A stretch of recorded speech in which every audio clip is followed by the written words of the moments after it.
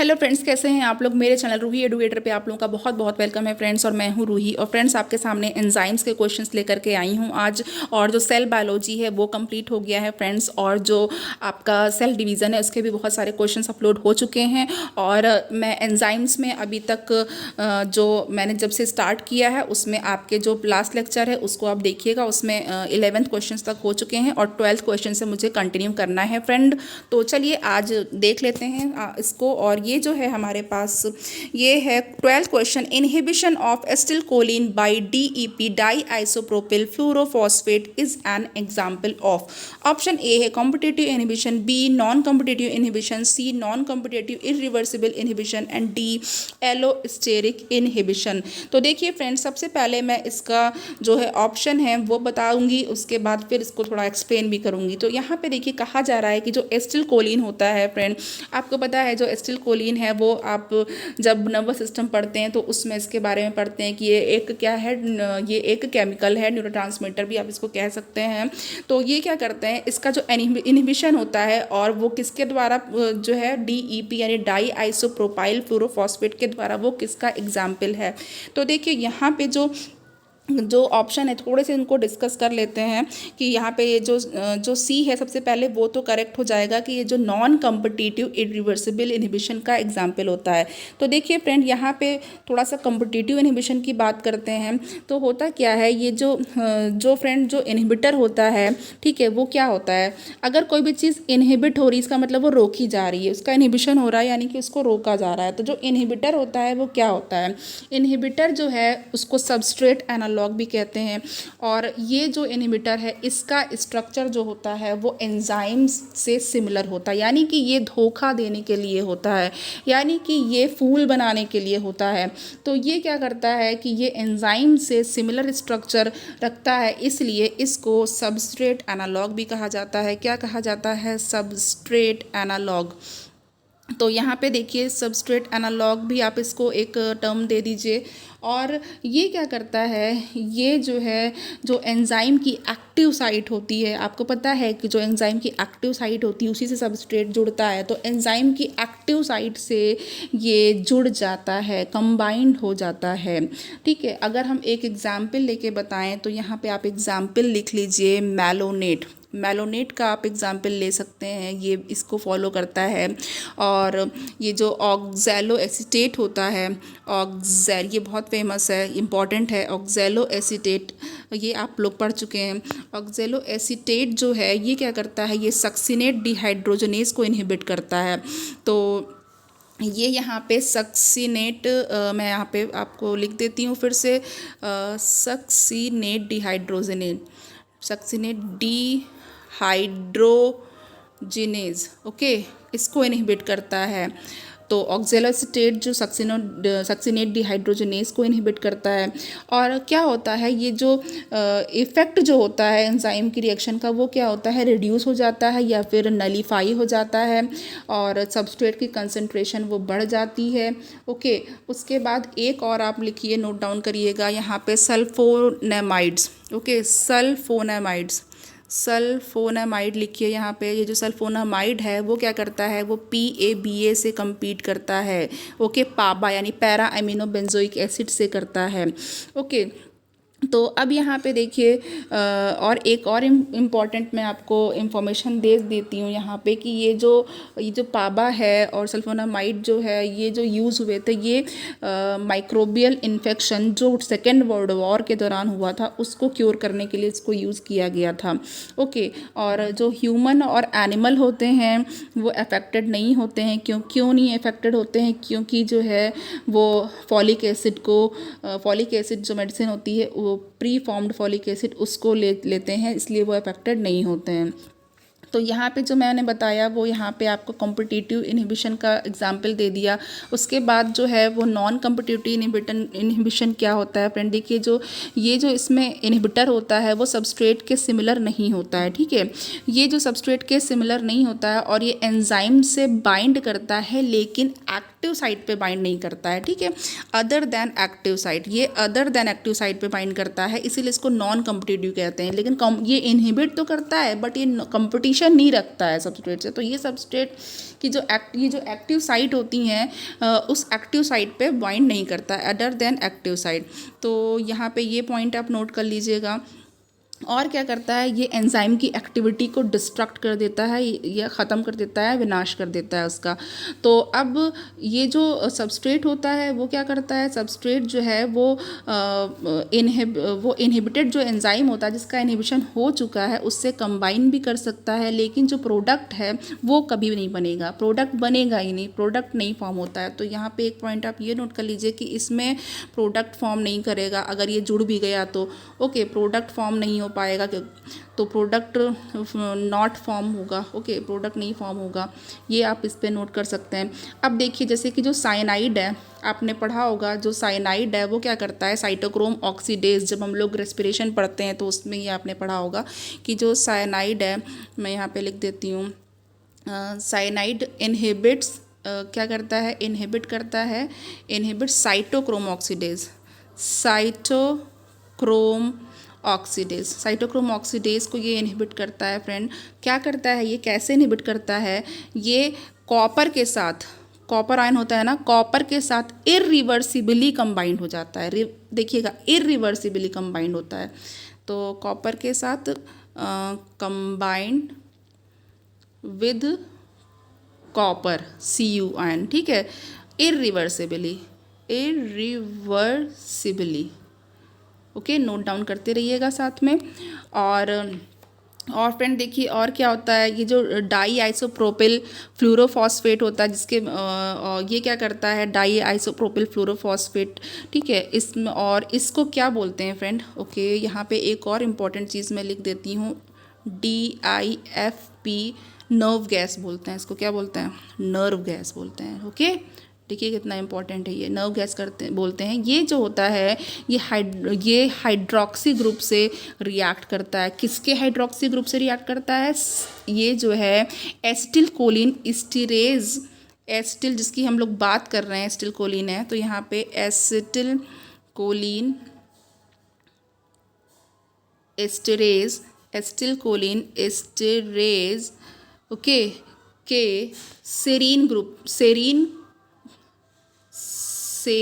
Group के hydroxyl से react कर जाता है, ओके।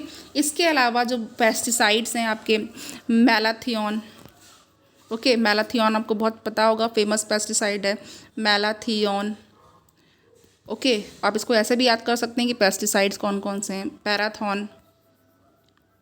पैराथियन, ये दोनों भी ऐसे ही वर्क करते हैं, इसी बेसिस पे वर्क करते हैं, ओके। तो देखिए यहाँ पे आपको जो कॉम्पिटिटिव और नॉन कॉम्पिटिटिव इनहिबिशन दोनों के बारे में पता चल गया है। और जो एलोस्टेरिक होते हैं, एलोस्टेरिक के बारे में भी थोड़ा सा बता देती हूँ, या इसको फीडबैक इनहिबिशन भी कहते हैं।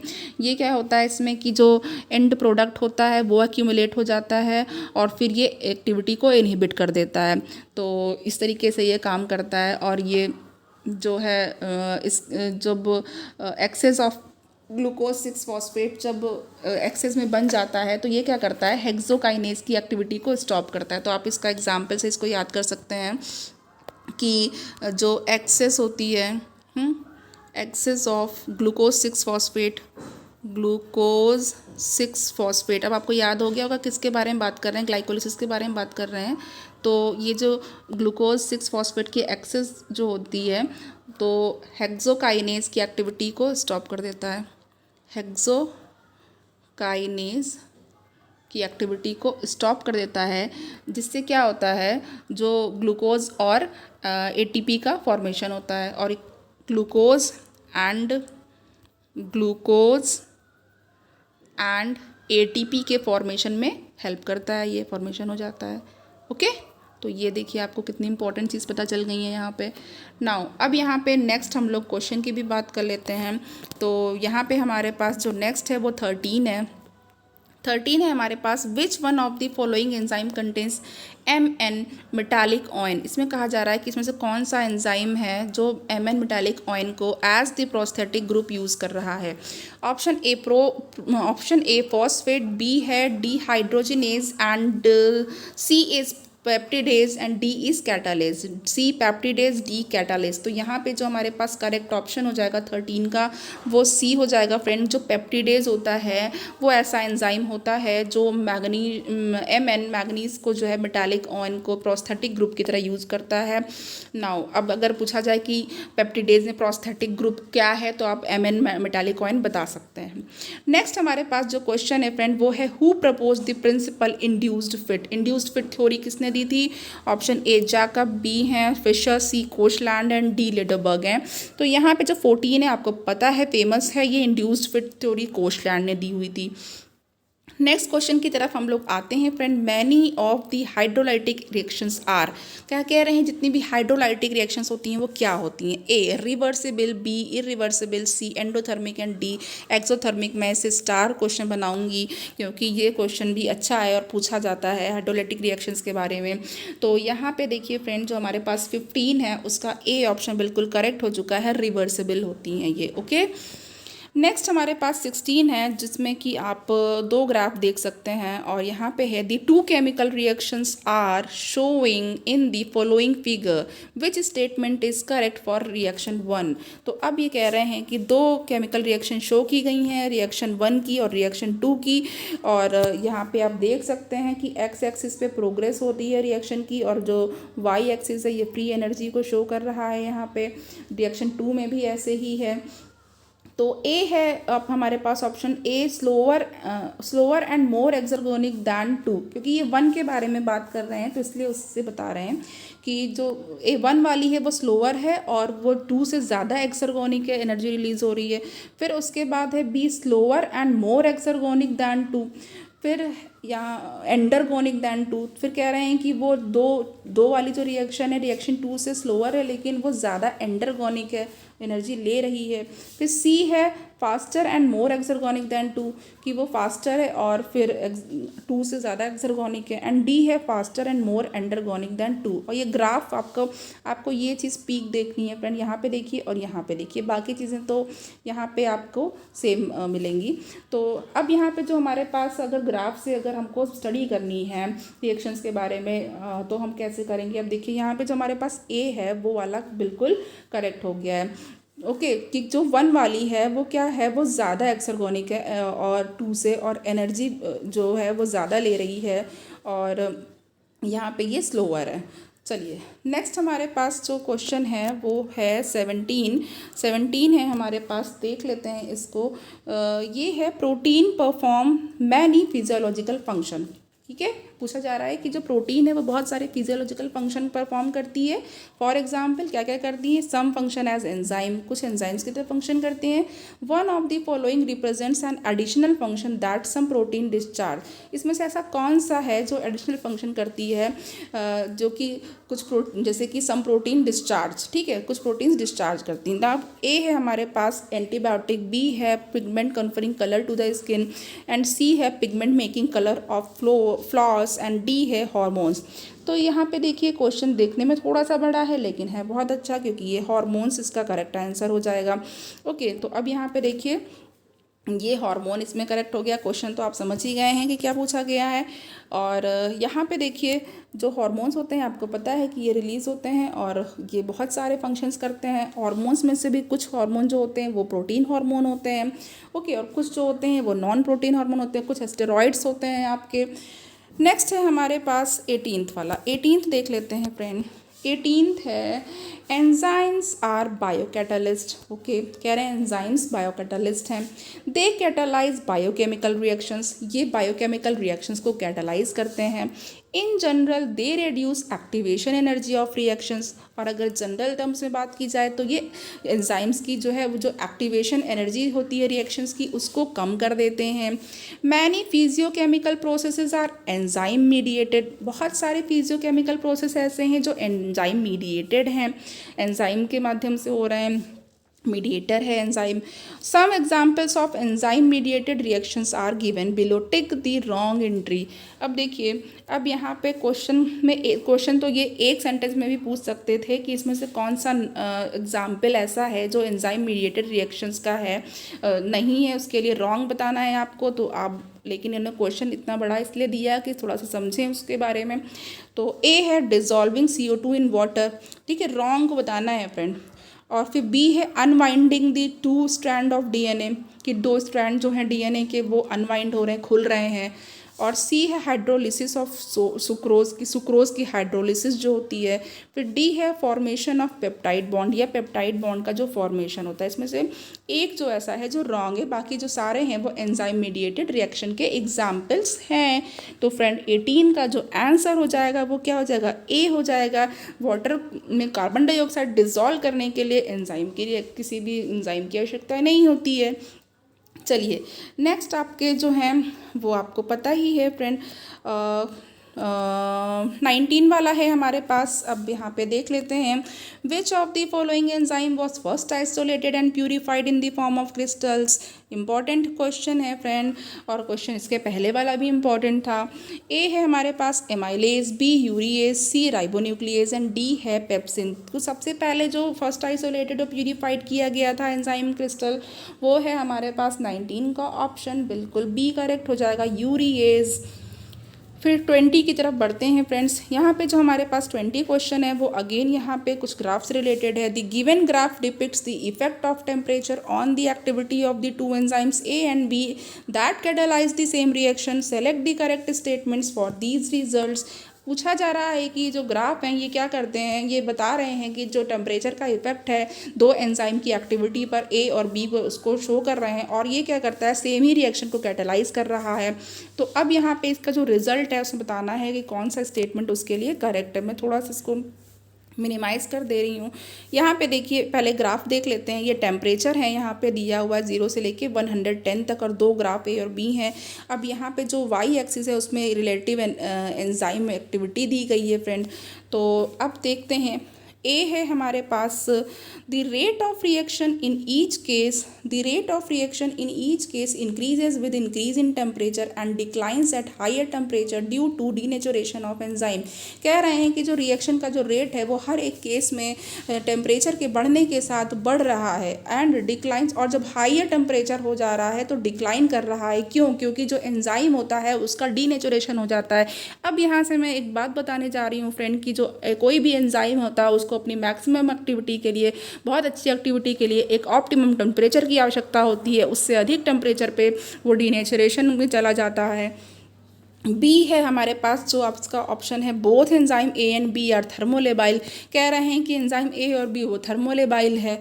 फिर उसके बाद फिर सी है कि at higher temperature the reactants become highly energized, और ज़्यादा टेम्परेचर पे जो रिएक्टेंट होते हैं वो हाईली एनर्जाइज्ड हो जाते हैं, and fail to interact with the active sites, और एक्टिव साइट से इंटरैक्ट करने के लिए फेल हो जाते हैं, नहीं कर पाते हैं। दस in decreasing the rate of reaction, इस तरीके से रिएक्शन का जो रेट होता है वो डिक्रीज हो जाता है। और फिर डी ऑप्शन है हमारे पास, the enzyme A is from mesophilic organism. जो एंजाइम ए है वो एक मीजोफिलिक ऑर्गेनिज्म का है, whereas the enzyme B is from thermophilic organism. और फिर कहा जा रहा है कि जो एंजाइम बी है वो थर्मोफिलिक ऑर्गेनिज्म का है। उसके बाद आपके सामने 4 option A B C and D दे रखा है फ्रेंड।